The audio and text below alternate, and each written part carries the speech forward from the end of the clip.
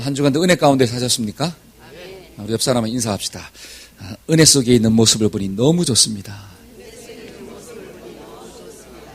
아멘. 저와 여러분들이 은혜 속에 살아갈 수 있는 비결이 뭐냐? 자꾸 없는 것 생각하지 말고 있는 것을 자꾸 생각하자. 여러분, 내가 부자라고 한번 생각해 보세요. 기분이 좋아요, 나빠요? 좋잖아요. 하나님께로부터 받은 것이 많다고 한번 생각해 보세요. 기분이 좋아요, 안 좋아요? 좋잖아요. 하나님은 저와 여러분들을 위해서 예수님을 주신 줄로 믿습니다. 여러분, 예수님보다 더 귀한 분이 어디 있어요? 여러분, 세상 부귀영화를 다 가졌다 할지라도, 세상의 가장 높은 자리에 앉았다 할지라도 거기에 예수님이 없다면 그 높은 자리는 아무런 소용이 없다라고 하는 사실이에요. 저와 여러분들이 가장 낮은 자리에 있다 할지라도 거기 예수님이 있으면 그 자리가 복된 자리인 줄로 믿습니다. 그게 은혜죠, 은혜. 저와 여러분들이 매일매일 살아갈 때 이런 은혜가 있어지기를 주의 이름으로 축복합니다. 아멘. 자, 오늘은 이 작은 자 시리즈 설교 5번째 시간으로 작은 구름을 통해 큰 비를 주시는 하나님이라고 하는 제목으로 말씀을 받도록 하겠습니다. 한번 따라해 봅시다. 작은 구름을 통해 큰 비를 주시는 하나님. 우리가 지난 시간에 묵상했죠. 사르밧 과부의 작은 떡 하나. 사르밧 과부의 작은 떡 하나 속에 뭐가 있었죠? 3년 6개월치의 엄청난 식량이 있었다라고 하는 거예요. 그게 좀 보이십니까? 여러분, 작은 떡 하나 속에 3년 6개월치의 식량이 있었어요. 다른 말로 하면 그것을 하나님께 드리니까 밀가루통에 밀가루가 떨어지지 않고 기름통에 기름이 마르지 않았다라고 하는 거죠. 그러니까 그 작은 떡 하나 속에 하나님은 몇 년치 양식을 숨겨놓았느냐? 3년 6개월치예요. 그걸 어떻게 볼 수가 있습니까? 그거를 볼 수 있는 비결이 뭐예요? 믿음이 있어야 돼요. 저와 여러분들의 심령 가운데 믿음의 눈이 좀 있어지기를 축복합니다. 믿음의 눈이 있으면 그 작은 떡 속에 하나님이 숨겨놓은 그 놀라운 비밀을 볼 수 있다라고 하는 거죠. 오늘 말씀을 보니까 작은 구름이 왔습니다. 작은 구름이 저기서 몰려왔는데 그 구름 속에 엄청난 비의 양이 있다라고 하는 사실이에요. 3년 6개월 동안 가뭄이 왔으면 그 땅이 어떻게 됐을까요? 마른 정도가 아니에요. 그냥 끝났다라고 하는 사실. 3년 6개월 동안 땅에 비가 안 왔어요. 여러분, 상상은 안 가시겠지만 그렇잖아요. 3년 6개월 동안. 여러분, 1년 동안만 비가 안 와도 저와 여러분들이 살까요, 죽을까요? 살 수가 없습니다. 여름에 있잖아요. 너무 더웠잖아요. 그러니까 막 강바닥에 있는 이게 다 속에 있는 게 어떻게 해요? 다 드러났다라고 하는 거예요. 모든 물들이 쫙쫙 말라 비틀어졌습니다. 근데 3년 6개월 동안 비가 안 왔다고 생각해 보세요. 엄청난 괴로움이죠. 근데 그 모든 가뭄을 해결할 수 있는 비가 어디 속에 딱 숨겨져 있어요? 작은 구름 속에. 여러분, 그 작은 구름이 큰 비를 가져온 거잖아요. 근데 그게 어떻게 가능합니까? 오늘 말씀을 보니까 엘리야의 기도를 통해서. 저와 여러분들이 가져야 할 것이 뭐냐? 하나님을 신뢰하는 믿음이고 그 하나님께 구하는 기도인 줄로 믿습니다. 한번 따라해보세요. 작다고 무시하지 맙시다.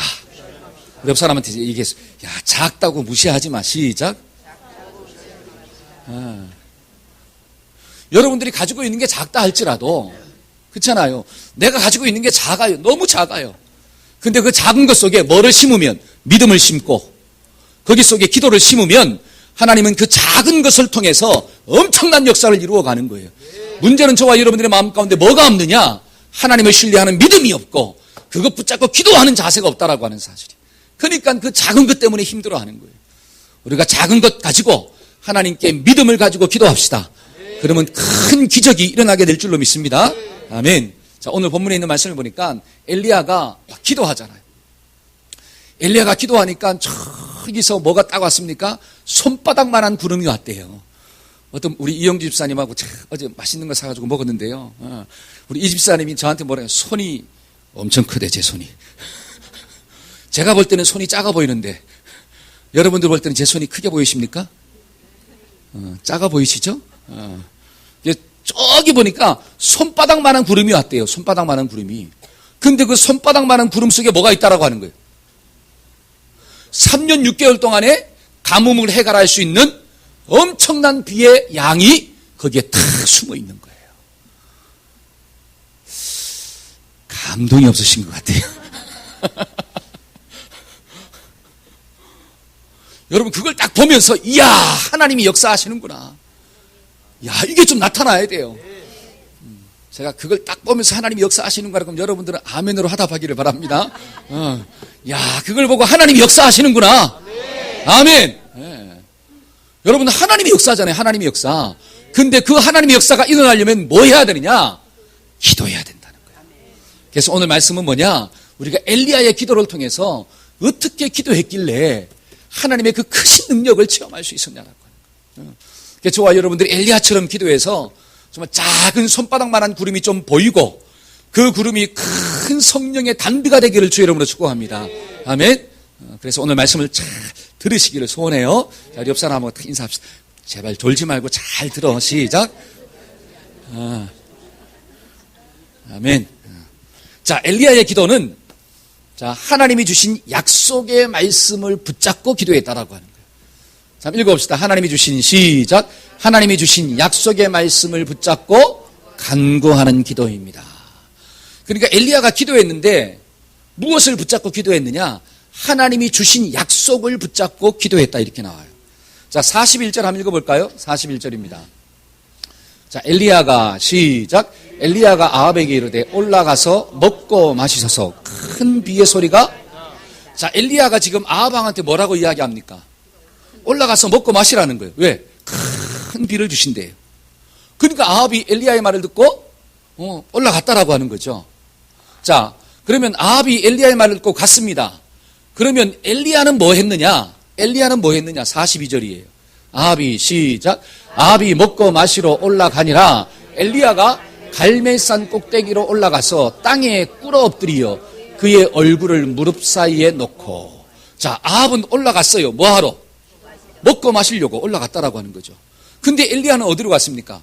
갈멜산 꼭대기에 가서 무릎과 무릎 사이에 머리를 박고 기도했다니까. 저는 이런 기도는 잘 못해요.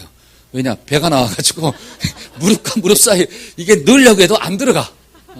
여기에 그게 가능하신 분들이 과연 있을까요? 제가 볼 때는 별로 없을 것 같아요. 전부 다 뭐가 나왔어요?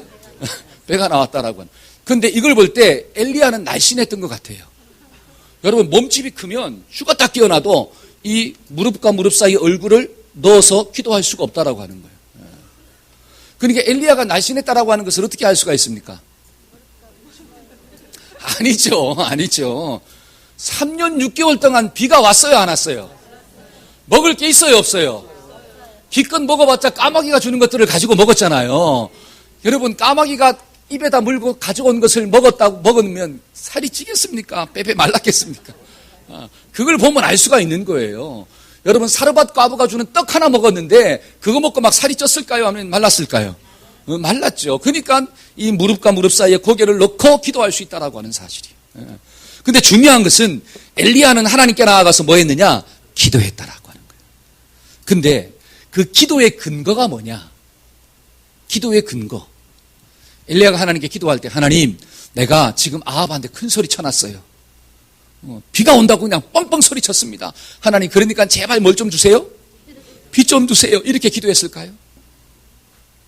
3년 6개월 동안 땅에 비가 안 오니까 사람들의 삶이 풍요로워야 하는 빈곤해요. 빈곤하잖아요. 그러니까 빈곤하게 사는 여러분들의 모습을 바라보면서 하나님 저 사람 좀 복 주세요. 저 사람 좀 해결해 주세요. 그런 마음으로 기도했을까요? 엘리야가? 아니라고 하는 거예요. 자기가 큰 소리 쳤기 때문에 하나님 내 체면 봐서 응답 좀 해주세요. 이것도 아니고 이스라엘 백성들이 3년 6개월 동안 지지리도 못 살고 지지리도 가난하기 때문에 하나님 저 백성 좀 불쌍히 여겨주셔서 비를 주세요. 이것도 아니라고 하는 사실이에요. 그러면 엘리야가 기도한 근거가 뭐냐? 자, 18장 1절이에요. 한번 읽어봅시다. 많은 날이 지나고 시작. 많은 날이 지나고 제3년에 여호와의 말씀이 엘리야에게 임하여 이르시되 너는 가서 아합에게 보이라. 내가 비를 지면에. 자, 많은 날이 지나고 3년에 이렇게 나오죠. 그러니까 하나님의 말씀이 누구한테 임했느냐? 엘리야에게 임하신 거예요. 그러면서 뭐라고 이야기하느냐? 야, 내가 조금 있다가 뭘 준다? 비를 준다. 너는 이 이야기를 누구한테 해라? 아합한테 가서 해라. 그래서 엘리야는 하나님의 말씀을 듣고 아합한테 전했을 뿐이에요. 그리고 그 전한 말씀을 가지고 뭐 하는 거예요, 지금? 기도하고 있다라고 하는 거예요. 그러면 잘 보세요. 엘리야가 하나님께 기도한 기도의 근거가 뭐냐? 하나님 내 체면 좀 봐주세요. 하나님 정말 이 이스라엘 백성들이 못 먹고 못 살고 가난하고 굶주리고 있습니다. 하나님 저들을 좀 불쌍히 여겨주세요. 이게 아니라 하나님이 비 주겠다고 약속했기 때문에 그거 붙잡고 기도한다라고 하는 사실이에요.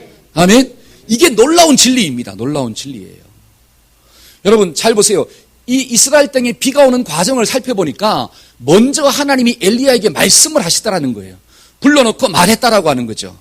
그러니까 저와 여러분들이 기도할 때는 먼저 뭐를 붙잡아야 되느냐? 하나님 내 체면 좀 봐주세요. 이게 아니라고 하는 사실이에요. 하나님 저 사람 좀 불쌍히 여겨주세요. 그게 아니라고 하는 사실이에요. 하나님께로부터 뭘 받아야 됩니까? 말씀을 받아야 돼. 한번 해봅시다. 말씀을 받고 기도해야 합니다.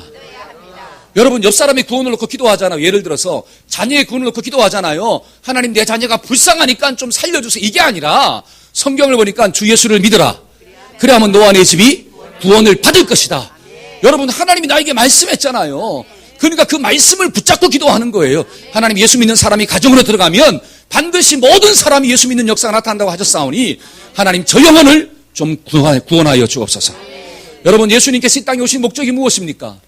자기 백성을 많은 사람의 죄, 많은 백성들을 자기 죄에서 그렇죠? 구원하기 위해서 오셨잖아요. 그러면 그 말씀을 다 내 말씀으로 붙잡는 거예요. 그리고 하나님 저 정말 사랑하는 남편, 사랑하는 아내, 사랑하는 자식 하나님 저들의 죄에서 누가? 예수님이 좀 구원하여 주옵소서. 왜? 말씀 속에 죄 가운데서 건지는 게 구원이잖아요. 여러분 저와 여러분들을 사로잡고 있는 게 무엇입니까? 죄잖아요. 죄.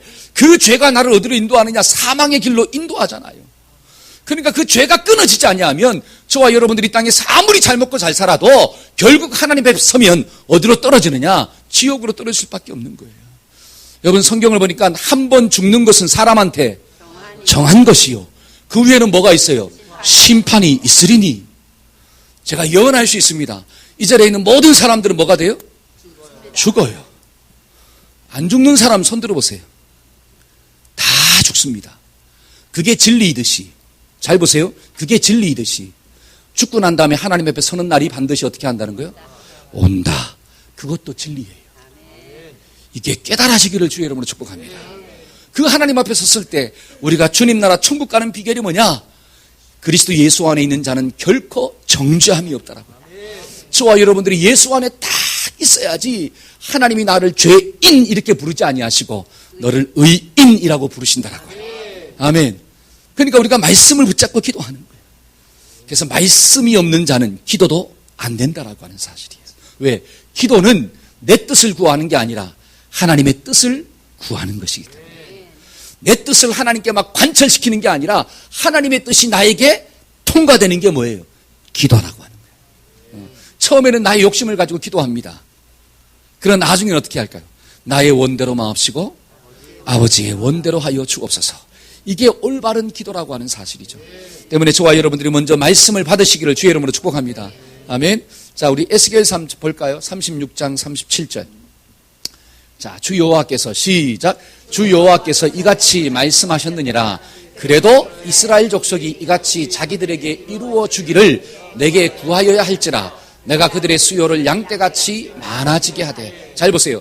주 여호와께서 이같이 뭐 하셨느니라? 그렇죠. 하나님이 나에게 말씀을 했대요.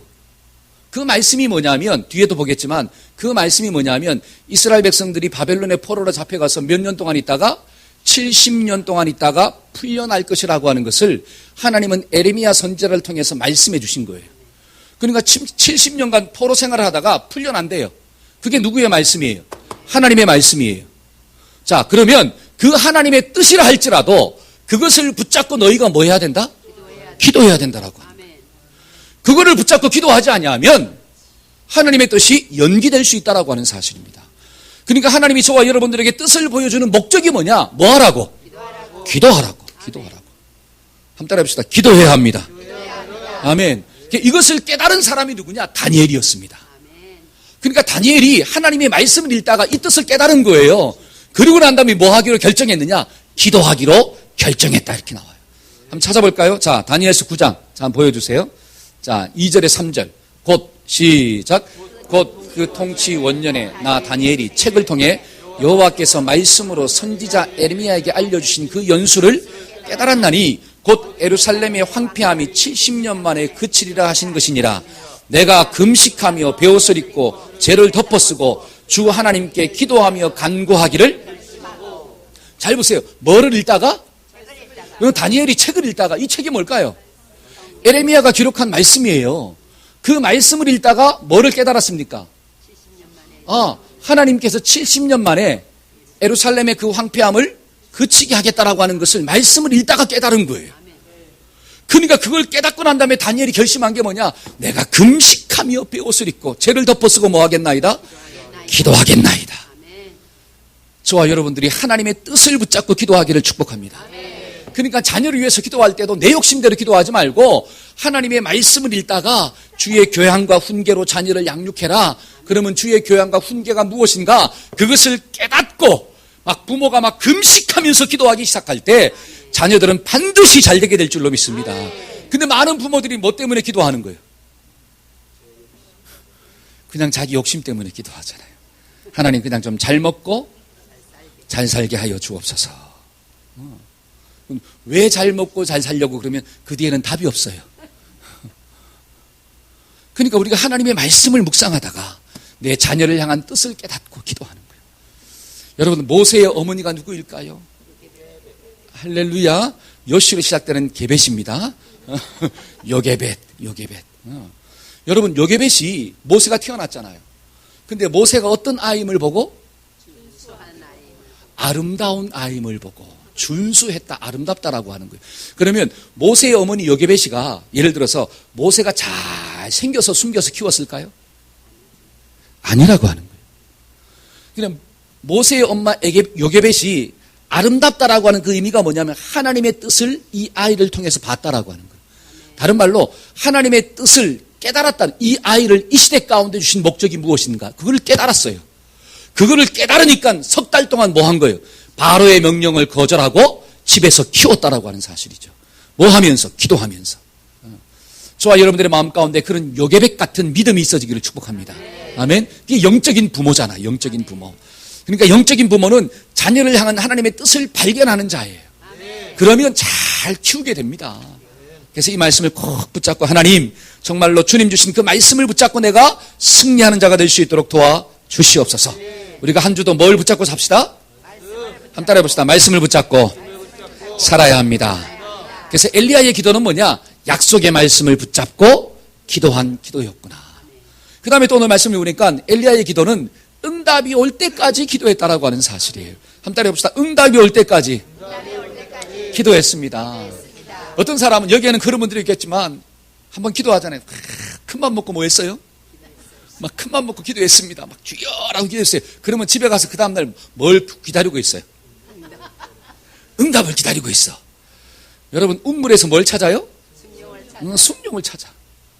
여러분, 운물에서 어떻게 숭늉을 찾을 수가 있습니까? 운물을 뜨면 집에 가서 뭘 만들어야 돼요? 밥을 만들어야 되잖아요. 밥을 만들고 뜸을 들이고 다 먹고 난 다음에 남은 것 가지고 거기다 물을 붓고 또 뭐 해야 돼요? 끓여야 되잖아요. 그리고 난 다음에 뭐가 나오는 거예요? 숭늉이라는 게 나오는 거예요. 그런데 운물에서 뭘 먼저 찾아? 숭늉을 찾아. 그런 일은 없다라고 하는 사실이에요.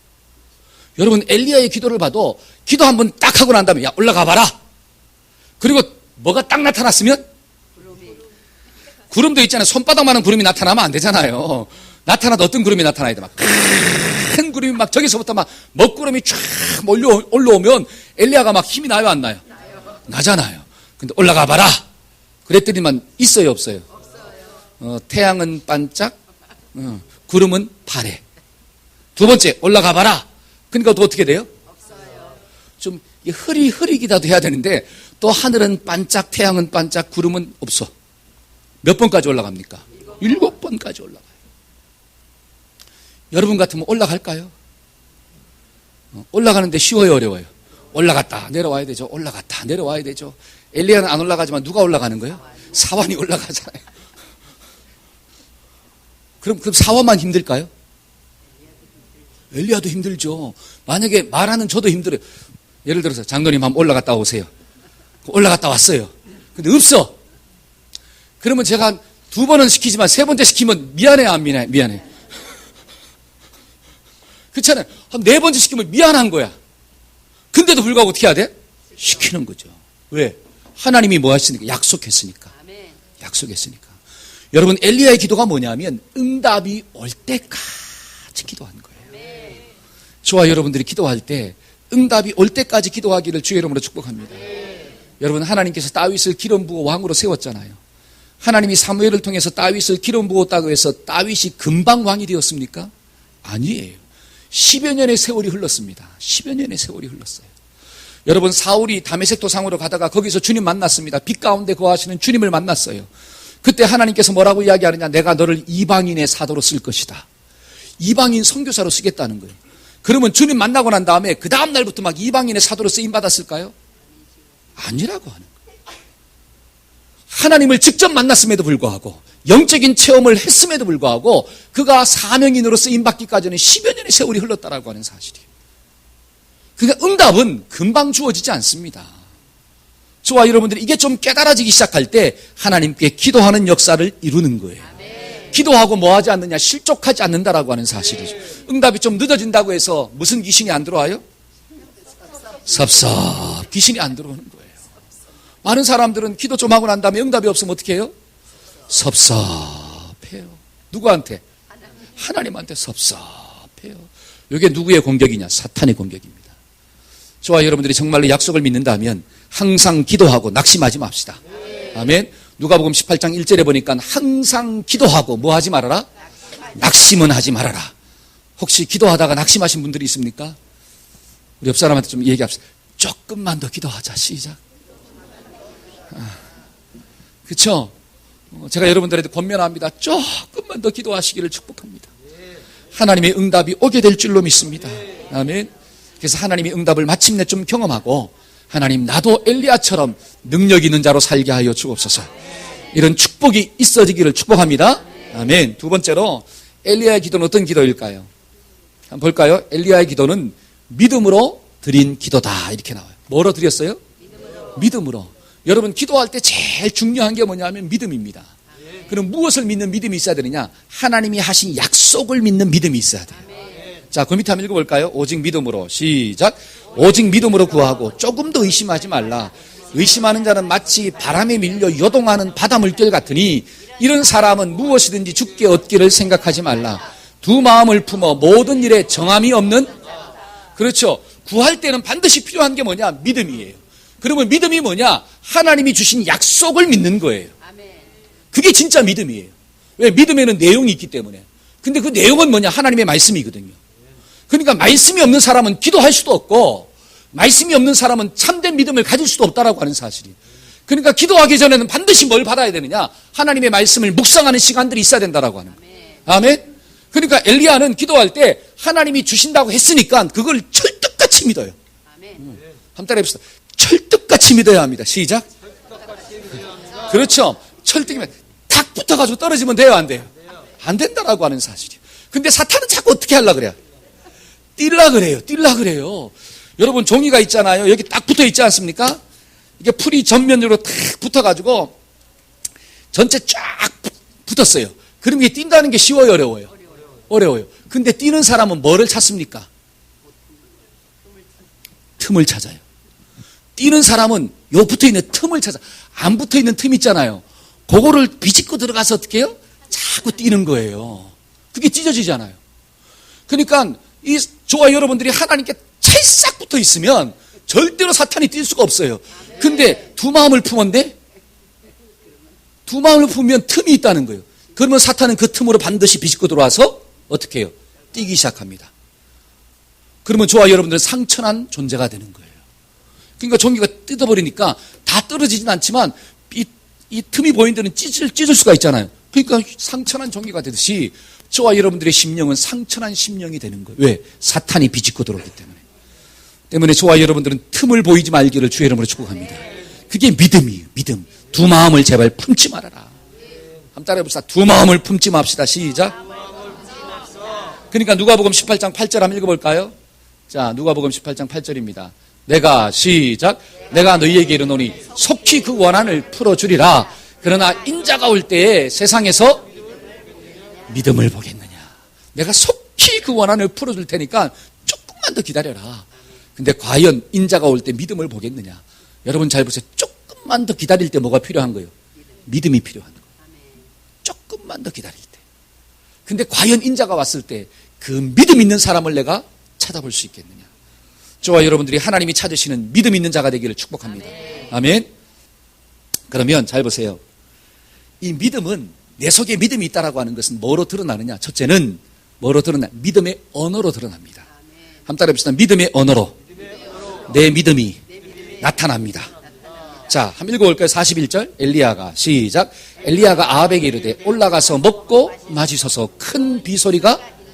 자, 엘리야가 지금 아합한테 큰 소리 치잖아요. 몇 년 동안 비가 안 왔는데. 만약에 우리 석집사님이 엘리야라면 아합한테 큰 소리 칠 수 있을까요? 몇 년 동안 비가 안 왔는데? 올라가서 먹고 마시세요. 내일부터 뭐가 옵니다? 비가 옵니다. 그랬다가 안 오면 어떻게 할게요? 지금 누구한테 말하고 있는 거예요? 왕한테 이야기하죠. 왕한테. 여러분, 왕한테 이야기하고 있어요. 그리고 3년 6개월 동안 비가 안 왔다라고 하는 것은 만약에 거짓말을 하면 그 사람은 어떻게 된다는 거예요? 백성들이 희롱한 거잖아요. 지금 고난 가운데 있는 그 백성들을 갖고 논게 되잖아요. 그러니까 비가 온다는 말을 한다는 게 쉬워요, 어려워요? 이거는 쉽지 않다라고. 아이, 목사님 소망을 주는 말 하면 좋잖아요. 안 되면 말고. 그거는 믿음이 아니라고 하는 사실이에요. 지금 이 상황은 그냥 소망 한마디 던주는 말 정도가 아니라고 하는, 그 말을 함으로 만약에 안 되면 내가 죽을 수 있다라고 하는 거예요. 근데 그 말을 할 수 있냐라고 하는 거예요. 제가 여러분들께 물어볼게요. 과연 여러분들이 엘리야라면 그 말을 할 수 있겠습니까? 그 말을 하려면 그만큼 확신이 있어야 되잖아요. 누군가가 보증을 해줘야 되잖아요. 그렇죠? 누군가가 보증을 해줘야 되잖아. 그 누군가가 누구냐? 하나님께 보증을 받았다라고 하는 거예요, 엘리야는. 그러니까 막 담대하게 이야기하는 거예요. 담대하게. 만약에 있잖아요. 제가 어제 그 삼성 지금 회장이 이재용? 이재용 회장을 제가 어제 만났어요. 그래가지고 이재용 회장이 저에게 야 1,000억을 준대. 제가 보증을 받았어. 아무도 안 믿는 소리잖아요. 그렇죠? 아무도 믿지 않죠.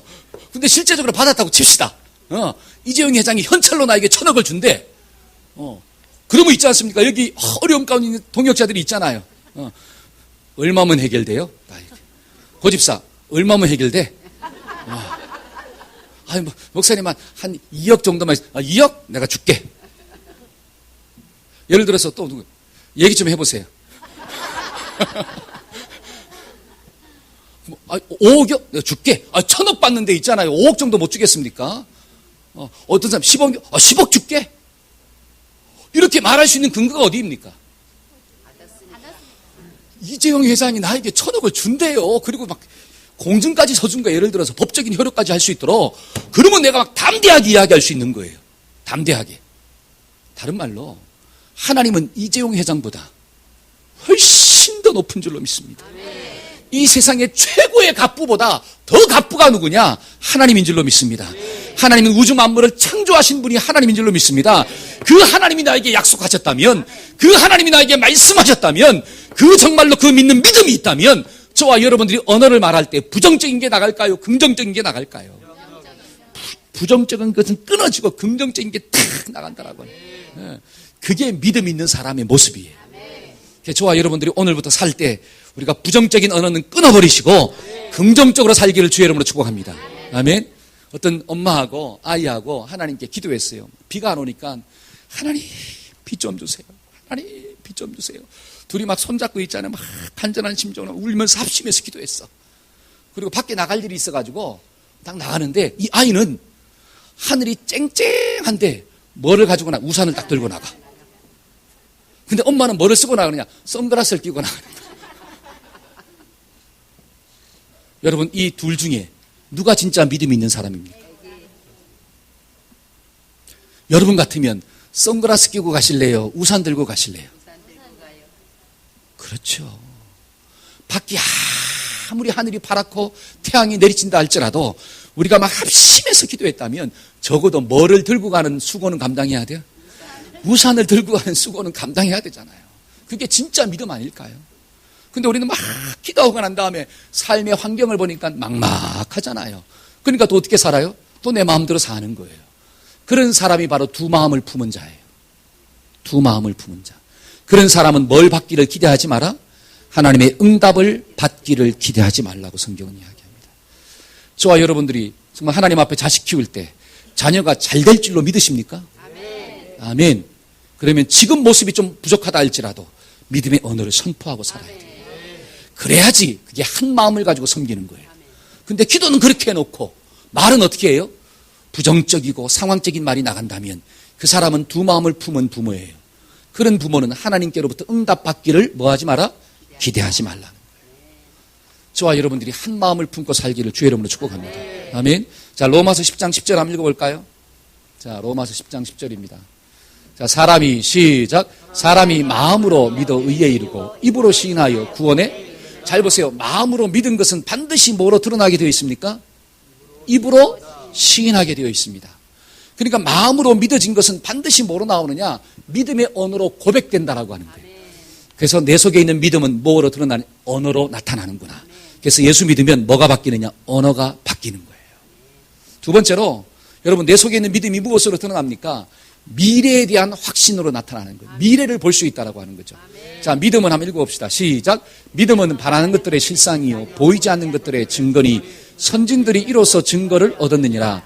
이 사람들은 다 믿음을 따라 죽었으며 약속을 받지 못하였으되 그것들을 멀리서 보고. 잘 보세요. 믿음은 바라는 것들. 여러분 바라는 것은 미래잖아요. 그렇죠? 보이지 않는다라고 하는 것은 미래적인 거잖아요. 근데 바라는 것들과 보이지 않는 것들의 증거이고 실상이래요. 그러면 내가 보이지 않지만 보는 것처럼 산다는 거예요. 내가 보이지 않지만 확신하고 산다는 거예요. 뭐가 있으면? 믿음이 있으면. 다른 말로 믿음 있는 사람은 미래에 대한 확신이 있습니다. 저와 여러분들이 천국이 지금 보여요, 안 보여요? 안 보이잖아요. 그러나 천국은 반드시 어떻게 하든 있다라고 하는. 그러니까 이 땅을 살아갈 때 나는 천국을 보고 사는 거예요. 보고 산다라고. 그러니까 세상을 따라 살지 않는 거예요.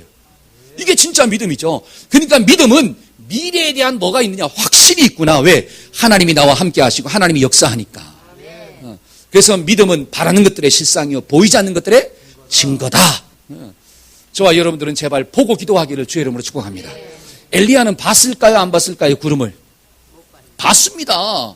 지금 당장 구름이 안 나타났지만 그 구름을 봤으니까 사원한테 자꾸 뭐 하라 그러는 거예요? 올라가라는 거. 누구 눈에 보일 때까지. 그렇죠. 네 눈에 보일 때까지 올라가라는 거예요. 네 눈에 보일 때까지. 그렇잖아요. 엘리야는 이미 봤어요. 하나님이 약속할 때부터 구름을 봤고 그 구름 속에 엄청난 비가 있다는 것을 보았습니다. 근데 누구 눈에 안 보이느냐? 사환 눈에 안 보이는 거예요. 그러니까 사환이 볼 때까지 어떻게 하라는 거예요? 올라가라는 거예요. 여러분들은 하나님의 은혜가 보이십니까? 하나님의 능력의 손길이 보이십니까? 그거를 보면 나갈 때 담대하게 나가는 거예요. 근데 그게 안 보이면 보일 때까지 기도해야 된다라고 하는 사실. 그게 보이지 않으니까 내가 염려 가운데 빠지는 거예요. 두려움 가운데 빠진다라고 하는 사실이에요. 여러분 죽음은 죽음으로 끝나는 게 아니라 하나님의 영광이 그 속에 있는 줄로 믿습니다. 천국이 있는 줄로 믿습니다. 그게 안 보인다면 보일 때까지 기도해야 된다라고 하는 거예요. 그러지 않으면 죽음의 공포를 뛰어넘을 수가 없는 거예요. 저와 여러분들 이 말씀 꼭 붙잡고 하나님 보고 기도하는 자가 되게 하여 주옵소서. 보고 기도하는 자가 되게 하여 주옵소서. 그래서 염려 가운데 빠지는 자가 아니라 담대함으로 승리하는 자가 될 수 있도록 도와주세요. 그 믿음의 주인공 되기를 축복합니다. 아멘. 마지막으로 엘리야의 기도는 간절한 심정이 담겼다라고 하는 사실. 한번 따라해 봅시다. 간절한 심정으로 기도합시다. 시작. 심정. 자, 우리 야고보서 5장 한번 읽어볼까요? 엘리야는 시작. 엘리야는 우리와 성정이 같은 사람이로되 저가 비 오지 않기를 간절히 기도한즉 3년 6개월 동안 땅에 비가 아니오고 다시 기도한즉 하늘이 비를 내리고 땅이 열매를. 자, 엘리야는 우리와 뭐가 같대요? 성정이 같대요. 성정이 같다라고 하는 것은 엘리야나 나나 차이가 있다는 거예요, 없다는 거예요? 없다는 거예요. 엘리야랑 나랑 별 차이가 없어요. 얼마나 감사한지요. 우리는 막 차이가 있다고 생각해, 없다고 생각해? 있다고 생각해. 엘리야, 거대한 거목 하나님의 종. 나는 아이고 죄인. 이렇게 생각하는데 그렇지 않다는 거예요. 엘리야나 나나 별 차이가 없대요. 근데 뭐가 차이가 있느냐? 간절함의 차이가 있는 거예요. 엘리야는 뭐가 막 있었어요? 간절함이 있습니다. 근데 저와 여러분들은 뭐가 없어요? 엘리야 같은 간절함이 없는 거예요. 만약에 사람의 차이가 있다면 기도 응답이 늦어지는 것은 누구 때문이에요? 아니죠. 사람의 차이. 하나님이 원래부터 사람을 차이 있게 만들었다. 그러면 누구 책임이에요? 하나님이 그렇게 만들어 놨으니까 엘리야 같은 사람 한 번 기도해도 되고, 나는 하나님이 좀 부실하게 만들어 놔가지고 한 100번을 기도해도 응답이 없고, 그럼 누구 책임이냐? 하나님 책임이죠. 근데 엘리야나 나나 똑같대요. 다른 게 없대요. 근데 엘리야는 왜 기적을 일으키고 나는 못 일으키냐? 뭐의 차이구나? 간절함의 차이구나. 그러면 누구한테 책임이 있습니까? 나한테 책임이 있는 거예요. 하나님한테 책임이 있는 게 아니라. 이게 깨달아지기를 축복합니다. 여러분, 우리 자녀들이 있잖아요. 공부할 때 누구 닮아서 공부를 못한다 그래요? 내가 엄마 IQ를 닮아서 공부가 잘 안 돼. 물론 IQ의 차이가 있어요, 없어요? 있죠. IQ의 차이가 있습니다. 그러나 그 IQ의 차이 때문에 정말로 공부를 못할까요? 입은 삐뚤어졌어도 말은 똑바로 하라 이거예요. IQ의 차이 때문에 정말로 수준이 떨어지느냐? 아니에요. 그 속에 공부에 대한 간절함이 차이가 있기 때문에. 그럼 IQ가 낮은 사람은 전부 다 공부를 못해야지. 그렇지 않습니까? 은영 IQ가 몇이냐? 비밀이에요. 그렇죠? IQ가 낮으면 다 공부를 못해야 되잖아. 근데 IQ가 낮은데 천재가 나오더라고. 그게 뭐 노력했기 때문에. 노력했기 때문에. 그건 누구의 차이, 누구 책임이냐? 부모 책임이 아니라 자기 책임이에요. 여러분, 영적인 것도 마찬가지예요.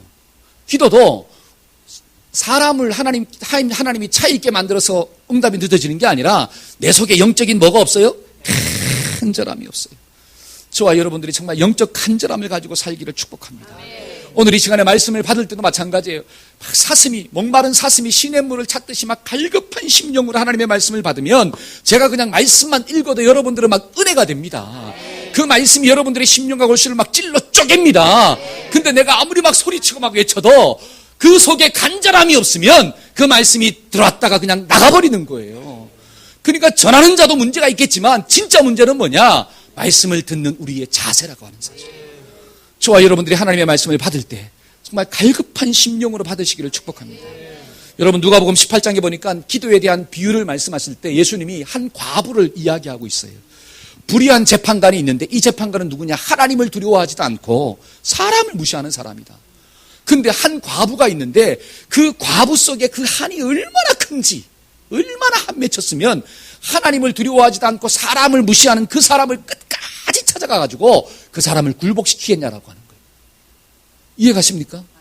그러면 불의한 재판관을 굴복시킨 게 누구예요? 과부 속에 있는 한 맺힘이에요. 그 한이 그 사람이 나를 무시하고 그 사람이 나를 갖다가 욕해도 끝까지 찾아가는 거예요. 그래서 밤낮 부르짖는 자들의 택한 원한을 들어주지 아니하겠느냐. 여러분, 내 속에 한이 있으면 밤낮 하나님께 부르짖는 거예요. 그러면 하나님은 반드시 응답하실 줄로 믿습니다. 여러분, 누가복음 22장 44절에 있는 말씀을 보니까 이런 말씀이 있어요. 예수님께서도 힘쓰고 애써 더욱 간절히 기도하시니. 여러분, 예수님조차도 막 힘쓰고 애쓰고 간절히 기도해가지고 땀이 흘렸는데 그게 뭐냐? 핏방울처럼 됐대요. 그게 뭐냐? 예수님의 간절함입니다. 그런 간절함이 있기 때문에 죽은 가운데서 부활하는 역사가 일어나게 된 줄로 믿습니다. 아멘. 그래서 저와 여러분들도 뭘 좀 배워야 되느냐? 간절함을 좀 배우자. 근데 여러분, 간절함은 언제 나와요? 잘 살고 있을 때 나올까요? 어려움을 만났을 때 나올까요?